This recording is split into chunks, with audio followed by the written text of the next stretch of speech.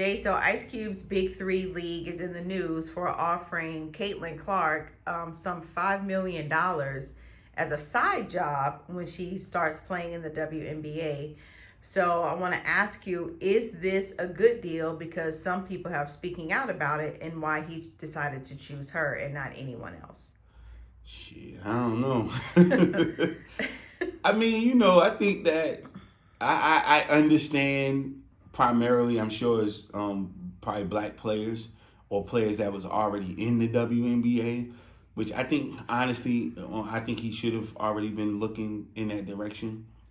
But she's box office. And sometimes, and I can't say it's him. See, this is the scary part about business, ladies and gentlemen, that you got to understand. People always are front or face in the face saying, I own shit, and might not really own shit. You know what I'm saying? Or might not own as much, or might not have, because the Big 3 is not just Ice Cube. I'm not saying he's not an owner, but please know that he has partners. Please know that he has other people on his team.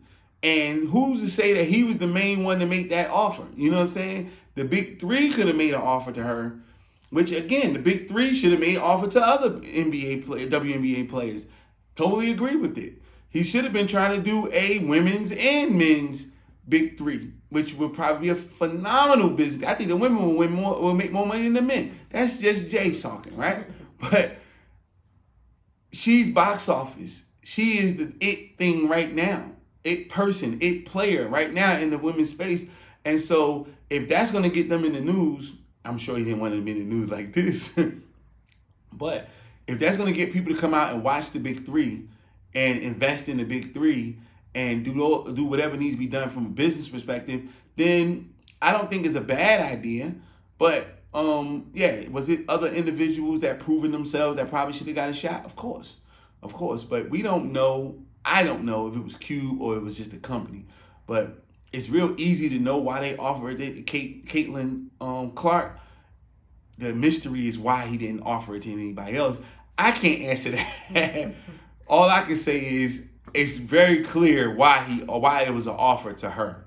Again, like I said, it's not clear why you didn't offer it to anybody else, even though there's a bunch of women that play in the WNBA that's deserving.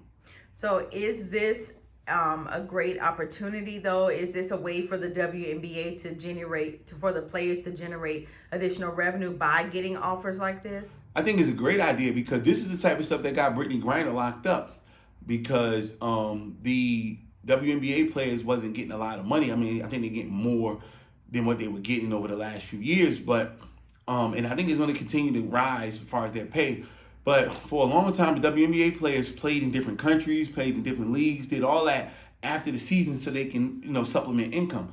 And so if they got another situation at home here, like the Big 3, where they can supplement income and make some money, then I think it's great. And we need to continue to first pay them what they need to get paid. They're talking about expansion teams. They might be adding some more games.